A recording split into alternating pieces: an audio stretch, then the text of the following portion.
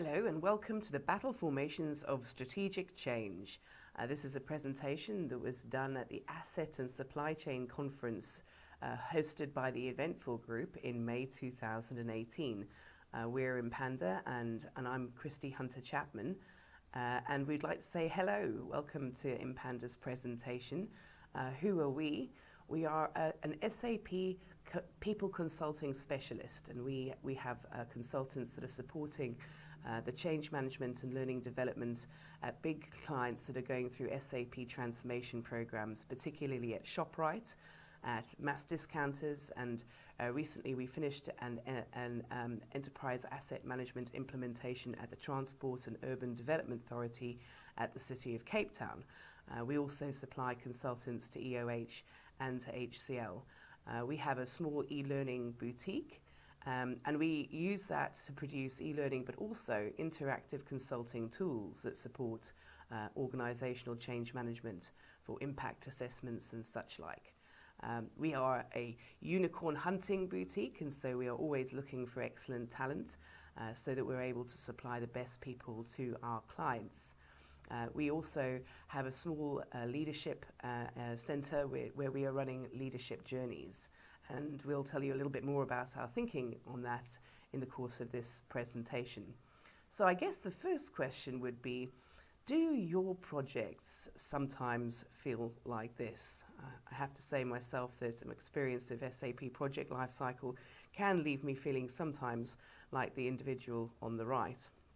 Or alternatively, do you sometimes feel as if you're working in uncharted territory like this, where what you're implementing is new and unfamiliar? Or alternatively, that perhaps only some of the lights are on like this. It can be hard to get big teams up and fully alive and working on these huge projects. And our question, sort of to start us off, is, have you ever wondered if a change strategist could help? So let's take a little look at 6 of the very best in history. We're going to take a little look at these with our tongue in our cheeks. Sort of as we go, let's look at Sun Tzu, Aristotle, and Genghis Khan, Machiavelli, and Napoleon, and Churchill. At the actual conference, there's a lot of drama and people were holding foam gloves. You guys are going to have to sort of imagine that you have your foam glove and that you are giving a big welcome to our first change strategist, Sun Tzu.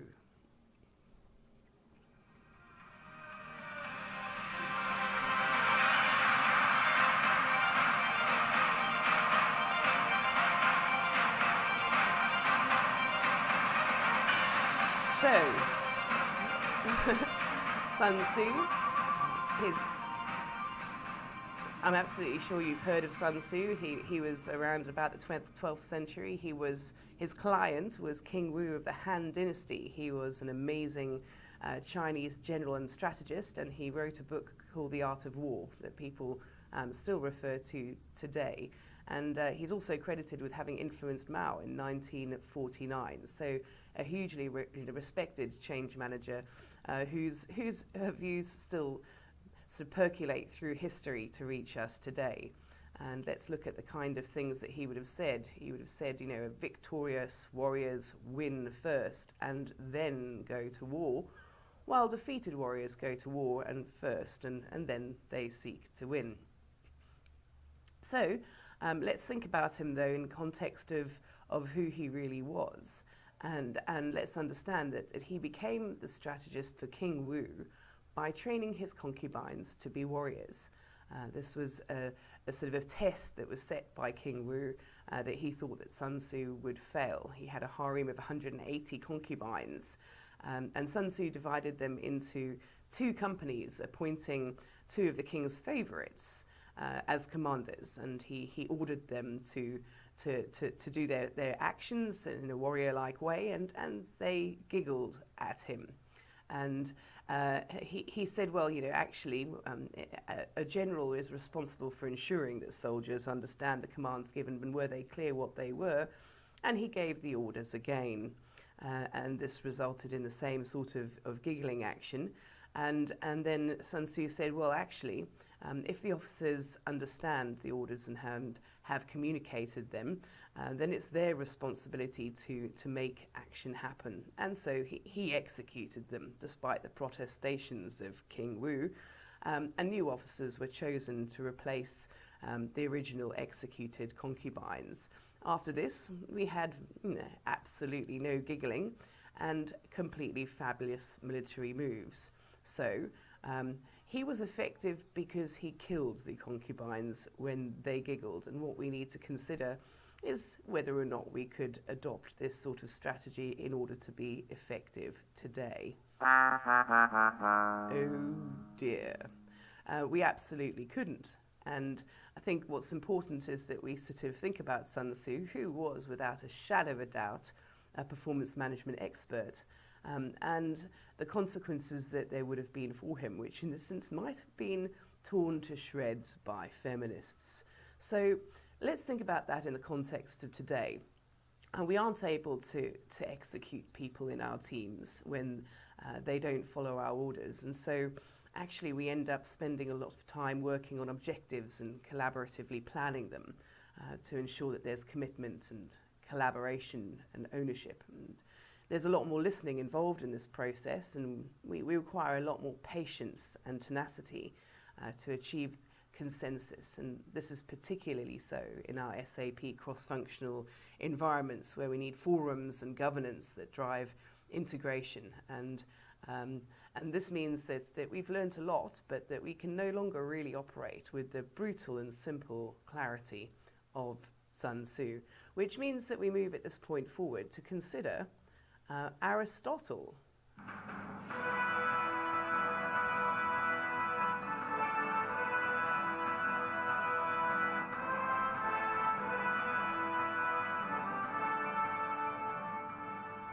So Aristotle, another name that really rings through history. His client, well, he tutored Alexander the Great. And in terms of key achievements, he was considered the father of Western philosophy. In Islam, he's often referred to as the first teacher and the founder of modern science. Surely we can learn something from this man who had a true academic brilliance and who was responsible primarily for teaching. And let's look what he says.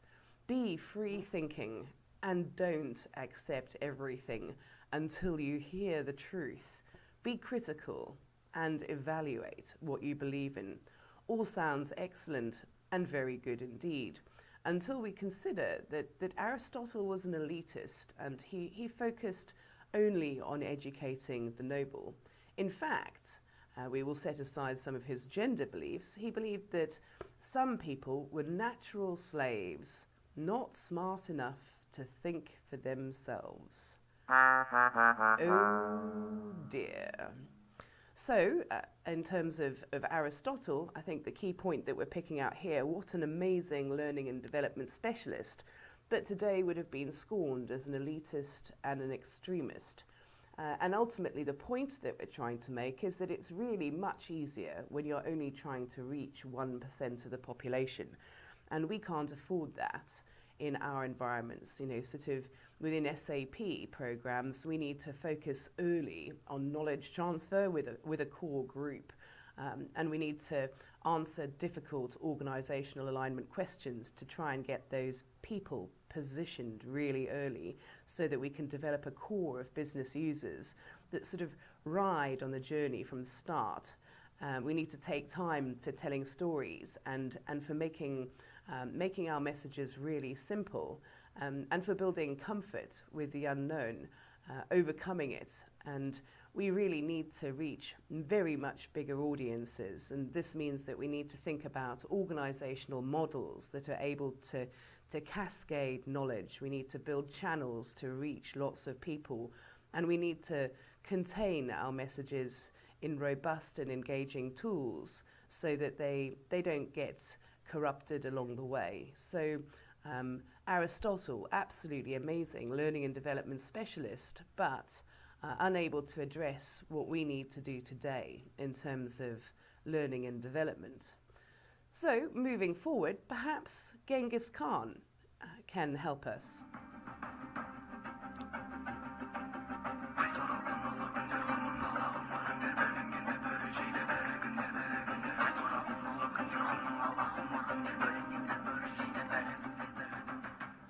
So Genghis Khan, I think one could decidedly say self-employed. He was around in sort of the 1100 through to early sort of 1200s, founded the Mongol Empire and united the nomadic tribes, building the largest contiguous empire in history. Surely we can learn from a guy like this. And look what he says: an action committed in anger is an action doomed to failure. More moderate than one might expect from someone that we hear of and think of as a warrior. Actually, Genghis practiced meritocracy. He encouraged religious tolerance. He adopted the Uyghur script, introducing Mongolia's writing system. He was ethnically and culturally diverse, and he didn't care about race or gender or culture. He gave tax exemptions for religious figures and for teachers and doctors, and he was brilliant at adopting new ideas, techniques and tools from the people that he conquered. He thought, for example, that the siege engine was fabulous. He established Yam way stations and enabled communications and supply routes, and absorbed the best enemy warriors into his armies. His generals and low-ranking soldiers were invited to detailed planning sessions, giving wide opportunity for input, and when they were successful, treasure was divided evenly between everyone. This sounds absolutely fantastic until we consider that what made his armies great was his insane level of discipline. In his assaults, you were generally grouped into squads of 7 warriors who needed to listen to command unconditionally. If one man in your squad struck earlier than the others, he would be put to death. And if you didn't catch up and follow his strike, you and your entire squad would be put to death. It was the same if one man struck slower, he would be put to death. And if his team waited for him, they were put to death. And the same thing worked at the next level up with a unit. If the unit struck earlier than the entire unit was put to death. So, successful because breaking the rules resulted in death, with no exceptions. Oh dear. So, what is it that we can learn from Genghis Khan and in terms of applicability to today? Without a shadow of doubt, a leadership and culture guru, but outcome in today's context would be what we would call significant trade union issues. Our discipline cannot be effectively enforced by leadership the way that it used to be enforced. We must rely on motivation, and the strongest motivation actually comes from within ourselves, which means that we need to help people to focus on their own self-development and their own potential and what it is that they stand to benefit from in terms of the engagement that they are going through, which means that it's important that we are having a dialogue that's around coaching and training and thinking about the future. We need to provide context to people so that they can see the benefits at the end of the journey.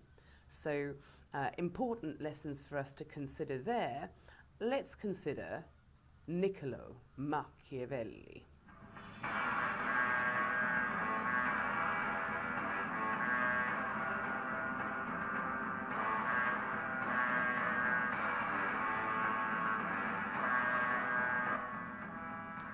So Machiavelli, we definitely have still heard of him today, and amazing Italian thinker, imaginary client, the prince, and perhaps a skeptical writer in terms of his view of the world. Machiavelli was an Italian diplomat who was the Florentine military leader that actually led the Florentine people to victory against Pisa. He was a playwright and a poet, and the sort of thing that he would say was, whosoever desires constant success must change his conduct with the times.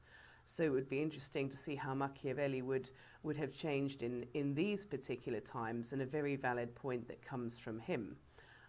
However, that said, we need to sort of understand that The Prince, the book he wrote, made the word Machiavelli a byword for deceit, despotism, and political manipulation. The term Machiavellian is used today to associate people with deceit and deviousness. And his book taught and wrote about messages that included, actually, it's much safer to be feared than loved when one of the two must be dispensed with. He said never show humility, and that arrogance is effective when dealing with others. He said that morality and ethics were for the weak, and that it was a good idea to neglect to share important information and find subtle ways of making competitors look bad to management. He said, spread false rumours about other people and help them to fail to meet their obligations. And this is something that may have been fashionable, up until recently, and we still see people that operate this way. But even if Machiavelli was not himself evil, these messages are not considered to be acceptable messages today. So, Machiavelli, from a change perspective, easily can be seen as a complete PR genius, one that would have been destroyed entirely by social media trolls. Why? Because business is becoming much more transparent and people are better connected to each other than they used to be. There's a drive towards less individual and more collective and more ethical behaviour. Macho, selfish, cutthroat behaviours that were admired historically are not fit for purpose in today, where social judgment is faster and can be catastrophically harsh. Play Machiavellian and you will pay. Your reputation will precede you faster than ever before because our teams are more agile, and so you simply find yourself in the out team. So I think the key message here is that we need to be much nicer to play in teams and to help others so that they in turn help us. The Machiavellian way is becoming most ineffective in addition to unfashionable. So let's consider Napoleon Bonaparte.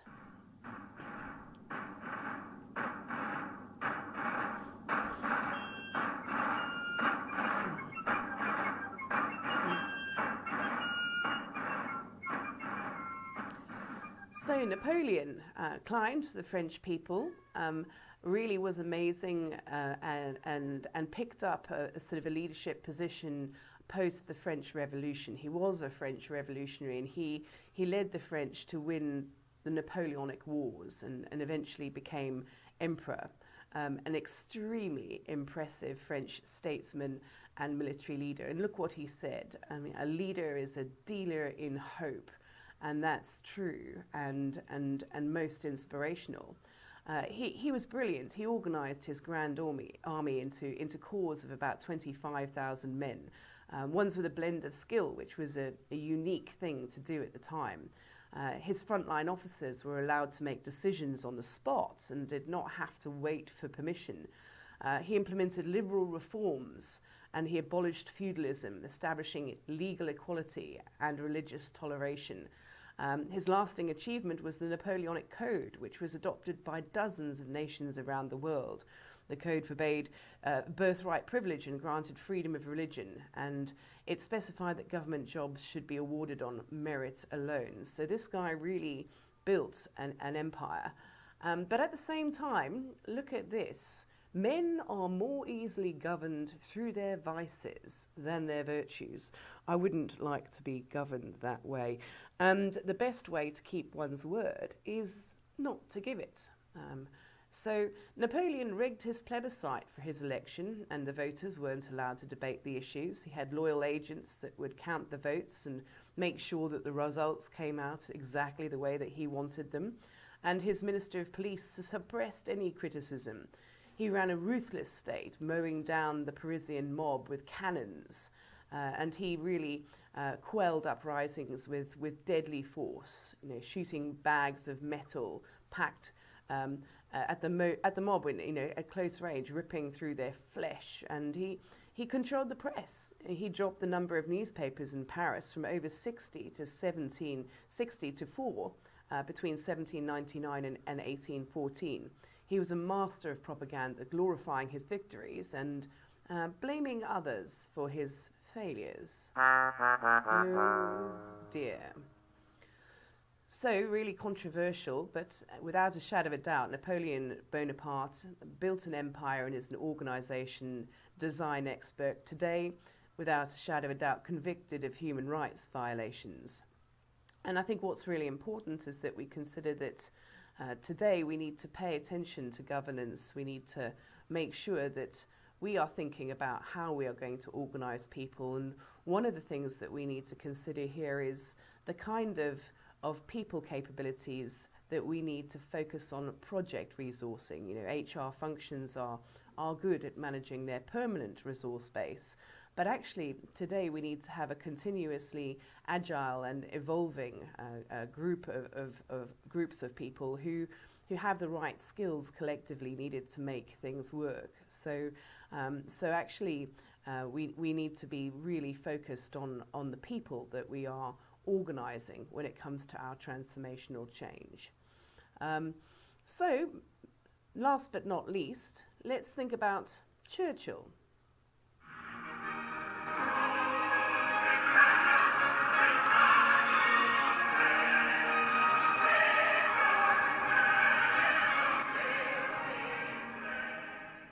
Churchill, you must have heard of him.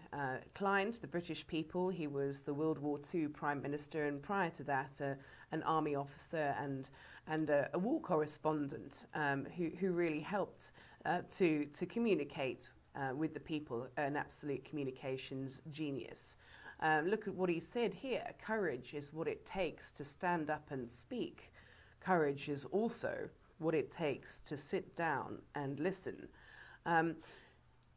Churchill championed prison reform and workers' social security, and he took the lead in calling for the British to rearm to counter the growing threat of Nazi Germany. He was seen as a victorious wartime leader because he was defending liberal democracy from the spread of fascism, and was particularly noted for his amazing radio communications and for his brilliance as an orator. But it's not that simple. Churchill had imperialist and racist views and sometimes sanctioned human rights violations. Look at this. I am strongly in favour of using poisoned gas against uncivilized tribes. This comes from when he was writing a letter that accused those that didn't want to poison the Kurds of being squeamish. On hearing about the devastating Bengal famine of 1943, he asked, then why hasn't Gandhi died yet? Insisting that the famine was India's fault for breeding like rabbits. Oh dear. He may have been an absolutely brilliant orator and communicator, but he was impulsive and fast to communicate. So this communications expert would have found himself resigning over scandalous comments. And I think that the key point here is that we need to be much more sensitive about what we communicate than we used to be. We need to have lots of people that are involved in crafting our messages so that they can be shared across incredibly diverse audiences. We need to capture them early and build them to create identities that are accessible and relatable, that communicate our purpose. We need to build brands that are positive, and we need to think about what we want people to think, feel and do. Our projects can't have single orators, and so we need toolkits that empower many to speak and to champion the cause. So communications these days is more like conducting an orchestra. It's not like a radio broadcast. We need to facilitate a hymn sheet that allows all the different instruments to play in harmony. And we need to embrace the art of creative storytelling so that we can make many small practical stories and examples to explain our complex systems architecture. We need to avoid outlining detailed functionality and really make sure that we are enabling business conversations. So definitely an evolution taking place in the communications space as well. So we've looked at 6 change masters, and I think that it's possible for us now to sort of understand what we're looking at. And they generally used a combination of what I'd call stick and carrot to lead people. They had incentives that inspired people, but they met out huge sort of stick in terms of punishment if people did not comply. And one of the key things that we find ourselves facing is an environment where we only get to use the carrots. Someone's taken the stick away. So what becomes sort of relevant is a question as to how do we operate in a world where we really have just a carrot. And in terms of doing that, we need to consider our leadership. And we were recently inspired by Vega Factor, who have written a book called Prime to Perform. And they draw on existing sort of management theory around leadership to say that we need to look at 2 general forces. First of all, there's our tactical leadership, and we are good at tactical leadership in our corporates. This is where we have discipline and standard operating procedures, and where we manage our operations and we optimize them. And then on the other hand, there's adaptive leadership, and this is where we think outside the box, where we're innovative and creative and we're agile. We can see a new competitor coming, or we can take advantage of a new technology. And one of the things that we discover here is that these 2 types of leadership push against each other. And because our corporates are so strongly tactical, we sometimes struggle to build the adaptive capabilities that we want and that we need. So how is it that we can actually lift our people so that they feel empowered to perform and to drive profitability? And what we find ourselves thinking about here is an idea called total motivation. And the idea with total motivation is that it really helps people to be highly effective on a tactical level, but it also gives people the space and it empowers them to fulfill adaptive leadership as well. And so what is it that we need to do if we're going to land this total motivation? It's quite a nice sort of theory. It's got 3 levers that will lift your total motivation of your people, and it's got 3 factors that will depress the total motivation of your people. Let's look at those 6 in turn.